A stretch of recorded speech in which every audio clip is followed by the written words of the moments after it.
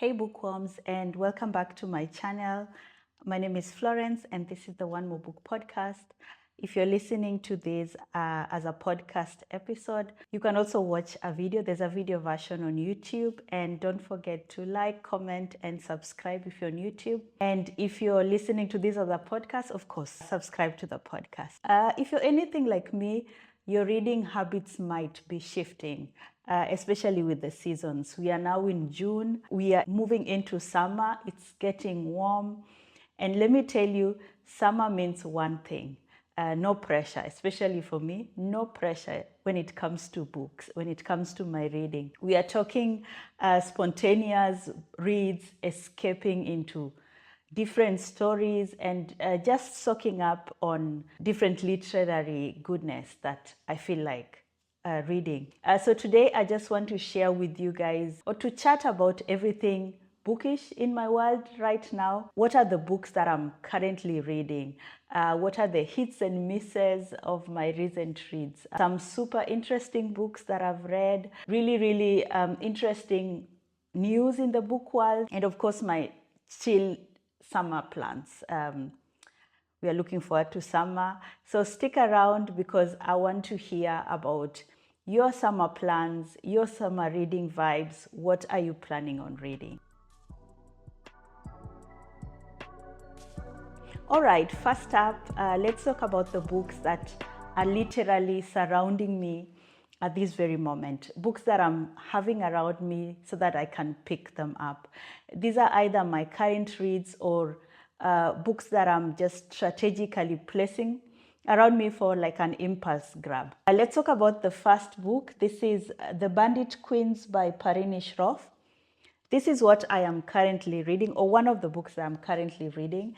And this is a debut novel. I love this book. I'm already thinking that it's going to be a 5-star read for me. It's centered around a small rural village in India, and there's a group of women. There's one, the protagonist, the main character, Geeta. She's a woman whose husband just disappeared 5 years ago, and people in the village believe that she killed her husband. So suddenly all the other women in the village are coming to her and asking her for help to help them kill their husbands. I love the premise of this book. I will definitely talk about it when I do like a reading wrap up, but I love it. I just love how it is just centered around this village, these women living in this village. But also it talks about really important themes like feminism, of course, just existing, women existing in a patriarchal world, and especially in India. I'm really enjoying this book.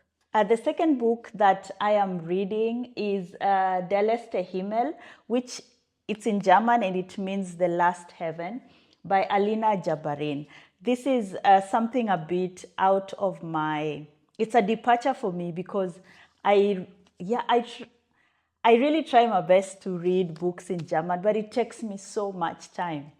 And this is by, I believe the author she has Palestinian roots, Israeli roots, and she's also German. And this book it's a memoir. So she talks about a period of her life when she lived in Palestine. And of course, all eyes on Palestine at the moment. We stand with Palestine and the people of Palestine at this time. But just reading about what I'm looking forward to reading is just her experience in these 3 years as she was living in Palestine. I feel like usually when the name comes Palestine, we all just think about rubble and ruin and war, but we forget that there are actually people living there and they're leading their lives. I'm already at a part where they're eating ice cream. It's just something we kind of forget. Like there's a human value in such places. So I'm looking forward to reading this. And she's also coming to Hamburg, I believe next week for a reading, and I got a ticket and I can't wait to see her and have her sign the book. So excited about this. And then there's always a classic or a book that I've known that I will read that I have never just gotten the opportunity to pick up. And this is Black Skin, White Masks by Franz Fanon. Fanon. It's a French name, so probably I'm butchering it. But yeah, it's a classic. Franz Fanon was a psychologist, a psychotherapist, psychologist. He was, I believe, from Antigua, one of the Caribbean countries. But it follows his work as he was posted in Algeria. And this book, he's just using psychology to analyze how people move around in their blackness. You see how the oppression and racism that Black people experience, how it influences how they act, how they project themselves, and just how they kind of try to make themselves into what they are not, in accordance to the white gaze. So I'm really, really loving it. There's a series of talks about his work because he was turning 100. He was supposed to turn 100 this year. So there's a series of talks that are happening in one of the museums in Hamburg. So I went for one of the talks, and I'm hoping to go for a second one in July actually. So that's why I decided to pick this up. But also June is Read Caribbean month. So he's a Caribbean author. That's why I picked this up too. Next is A Long Way from Douala by Max Lobe. And this is a queer-centered book. And of course, June is Pride Month, but we read queer-centered books all year round around here. So this follows the story of two friends. They're Cameroonians. The author is also Cameroonian, and it just follows them as they are discovering their sexuality, and also on their decision to, or wish to move out of Cameroon to France. And I'm looking forward to reading this. My friend Hadija of Reading Africana recommended this, so that's why I have it. Another queer-centered book that I'm also looking forward to reading is These Letters End in Tears by Musi Teji Xavier. She's also a Cameroonian author. It says, yeah, I have both books by Cameroonian authors. And it's also queer-based.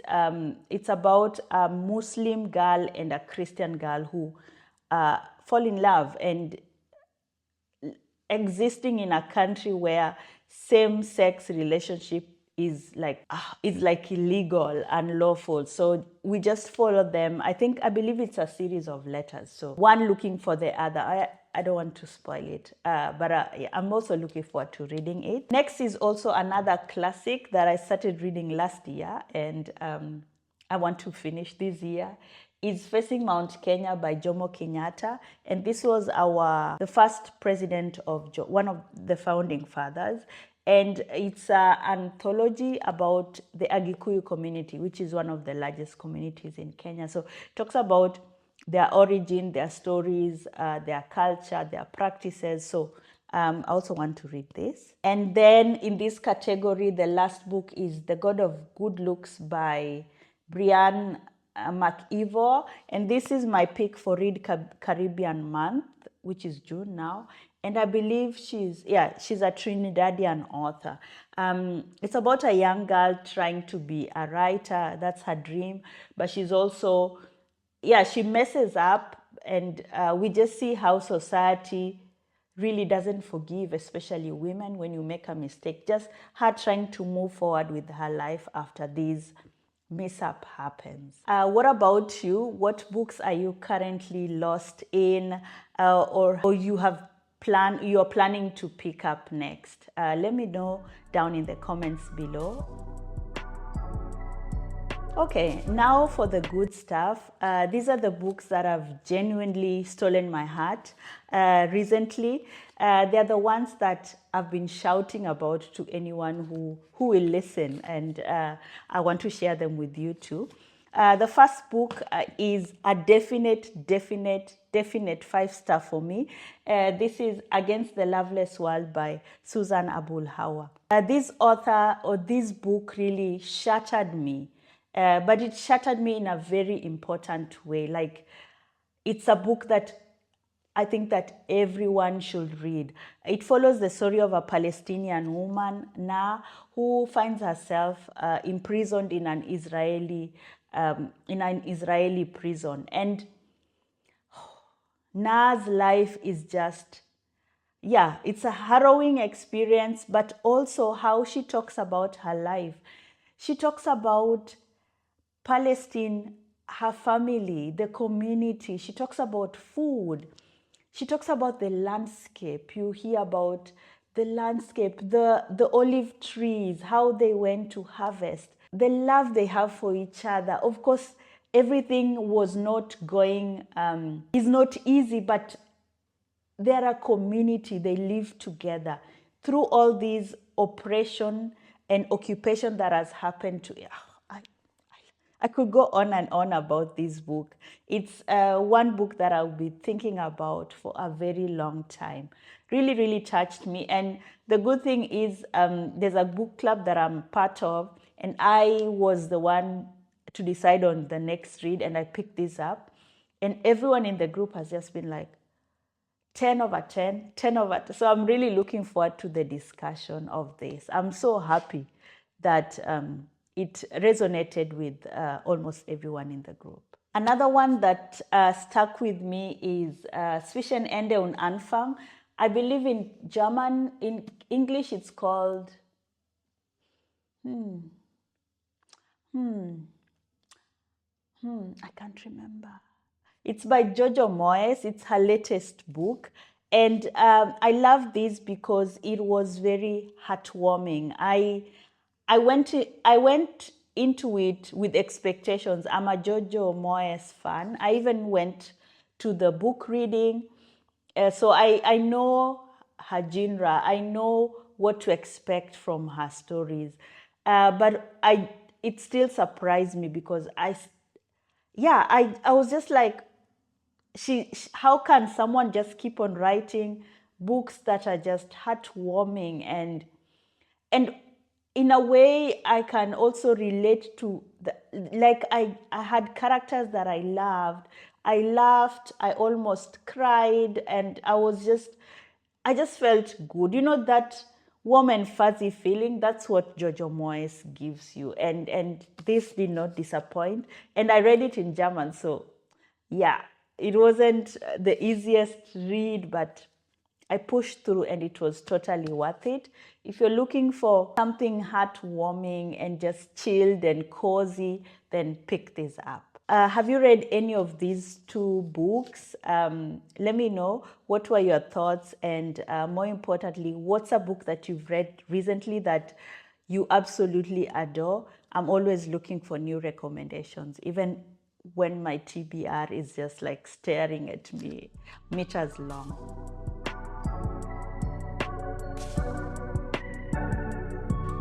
Let's be real, not every book is a winner, and that's totally okay. That's something I also remind myself. It's just part of the reading journey. So here are a couple of books that didn't quite hit the mark for me, and why. So the first book is My Sister, the Serial Killer by Oyinkan Braithwaite. And this is a thriller. Yes, it's categorized as a thriller by a Nigerian author. I read this book back, I believe, in 2021, and reread it again with a book club, and I didn't like it as much. It's a very hyped book on the internet. I didn't like it the first time, so I was like, maybe it was the pandemic. We were just, emotions were high. We were locked up. So maybe let me give it another chance. Still, I did not like it. I just couldn't connect with it. I don't know. I actually liked the pacing of the story. But I just felt like the author could dig a bit deeper into the characters. It felt it's a small book.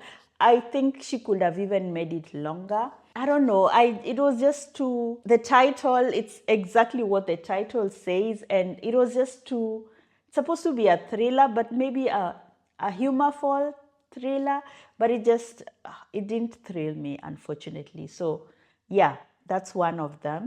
This book, The House of the Spirits by Isabel Allende, I had really, really high hopes for this one because it was our book club pick, my book club, the One More Book Club. And yeah, I think when it's your personal book club, you're always like excited, unfortunately. And also I've read another book by Isabel Allende and I liked it, Violetta. I think I already talked about it here. But unfortunately, this just didn't live up to my expectations. I found the book, especially from the title, it's supposed to be a house of the spirits. The spirits were not there the whole book round. I felt the title was a bit misleading. You need a lot of trigger warnings for this book. It just felt too, I don't know, maybe because it's written in the 80s. It was her first book, but I just felt there's a lot of foul language in it. Like, yeah, the racist words, there's a lot of homophobic words. It just felt a bit too much for me mentally. And the story wasn't like something new. If you've read Violetta, it kind of, I could see like similarities. Though she wrote Violetta later, after she wrote this, I just felt like, I don't know. I don't really think I will read any more of her books, because I'm just like, can she write anything new? It just felt like, no, I didn't like it, unfortunately. And the third book that I also unfortunately couldn't connect with is also a book club pick, Sweetness in the Skin by Ishi Robinson. I believe she's Jamaican, and we followed the story of a young girl born and raised in Jamaica, Kingston, Jamaica. She's living with her grandmother, her auntie, and her mom. And they're just conflicts. There's a lot of intergenerational trauma between the different generations. She's just trying to survive. Her mom doesn't really love her, but her aunt has taken over like the parenting and is really taking care of her, and they have dreams.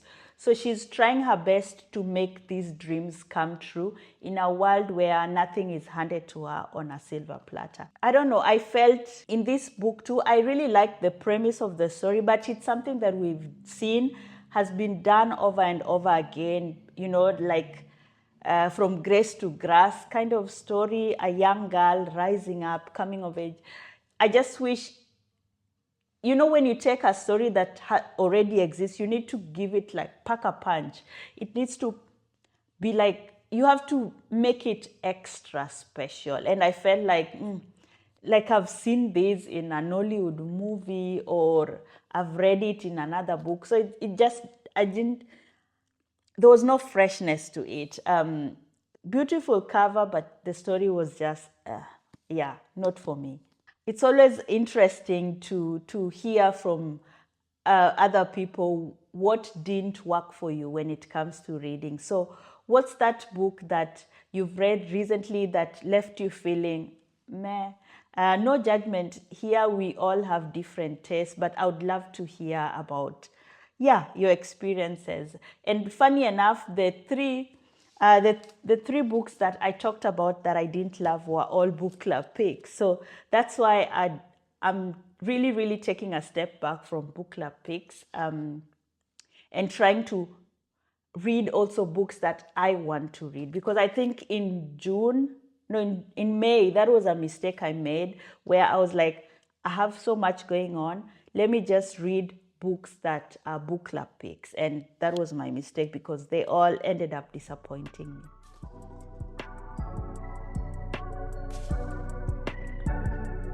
On a bit of a personal philosophy shift to the summer months, you might notice I'm not doing a monthly TBR the way I usually do it. Like, there's no video, there's no book stack for June, July, and August. And here's why. Number one, I feel like summer for me is all about spontaneity, because it's finally warm enough. We are spending a lot of time outside. There are so many activities going on, especially if you live, like I live in Hamburg, there's so much going on. And I just feel like I don't want to miss sitting in the sun, doing things outside, meeting people. So I tend to read less. Even I try to read, but I realize I tend to read less. So that's why I don't want to put so much pressure on myself. You know, like if it's winter, then, or in autumn and winter, then you'll pick up a chunky book, or I would pick up a chunky book. But now I'm more of just chilled. I'll just pick up a beach read, something light, or something really completely random from my shelves. That's what I'm doing. And then also the pressure to stick to a strict TBR list, I've realized can sometimes take the joy out of reading, especially when the weather is beautiful and you just want to relax. You means me, so that's something I'm trying to avoid. I don't want to stress myself. It's summer. Finally, we can go outside. No layers, no boots. Yeah, no pressure at all. And then also it allows me to dive into longer books without feeling rushed. So I like one of the books I talked about, I started reading it last year. I can finish it this year. Actually, 2 books. The Bandit Queen, I started reading it last year. I can finish it this year. So I feel like it gives me like the choice to pick up a smaller book on a whim.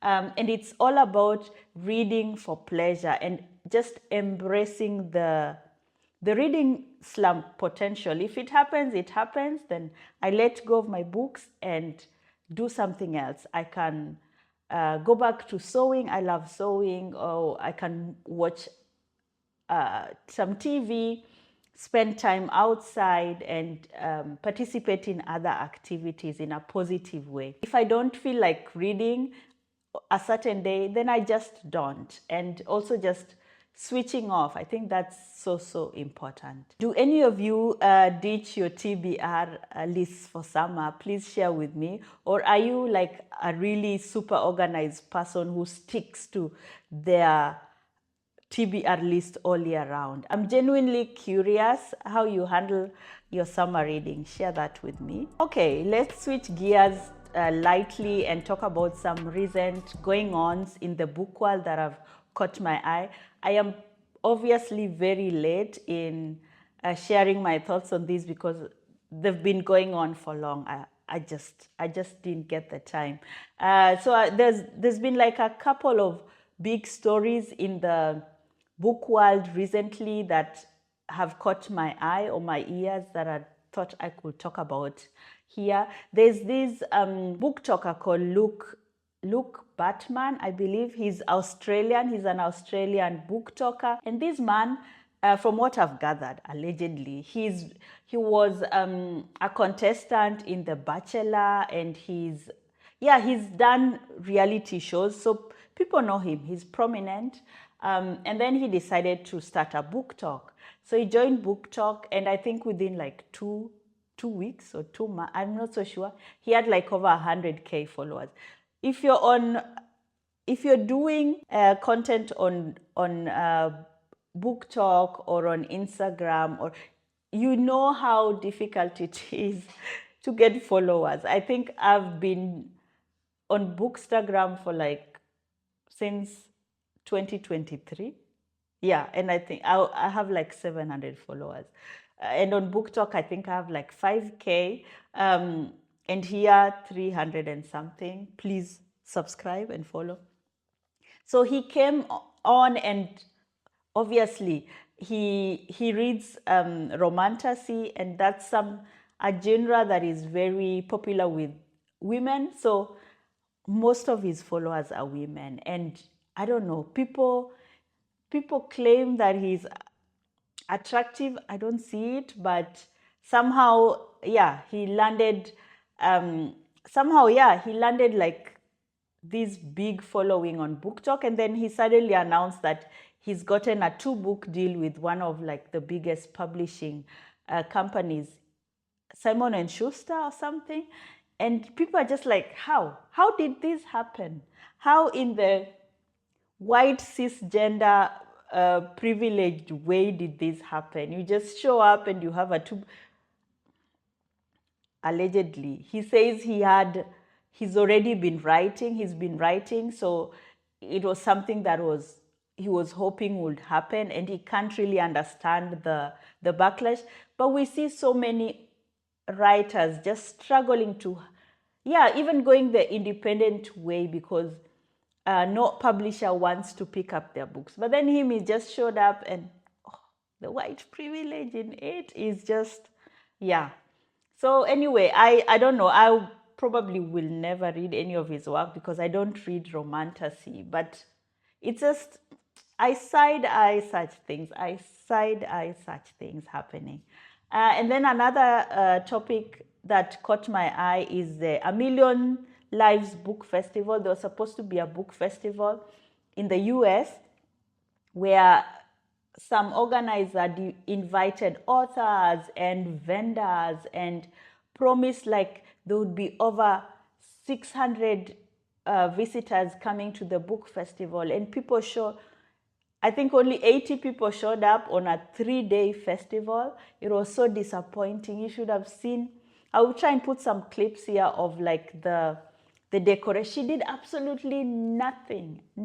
After all these authors and vendors used money, took hotels, flights. I've been part of a few festivals, not book festivals, but as a vendor in my business. And let me tell you, it is so disappointing when you're looking forward to actually meeting your customers, connecting, networking with other vendors, and then something like this happens. And we see it happening every time.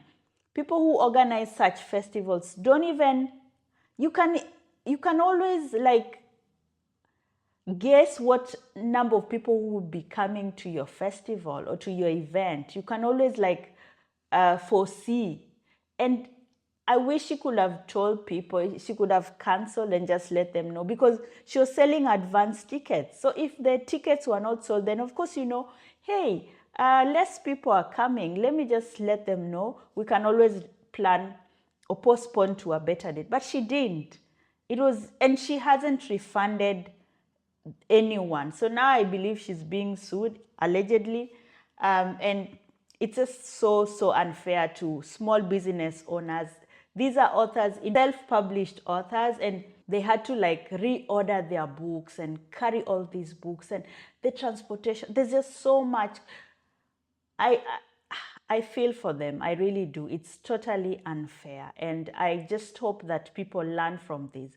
Be careful. We need to just be careful, because there are people who out here who are just out to make money and not care about others people's well-being. It's totally unfair. So what are your thoughts on these two stories? Have you been following any of them? If you're an aspiring writer, let me know, because yeah, that was also, I'm judging Simon & Schuster. I'm judging Luke Bateman. And what about festivals? Are you planning on attending any festivals? There's a festival happening this weekend in Berlin. I wish I could attend. I wish, but the way my bank account is staring at me, just like stay in Hamburg.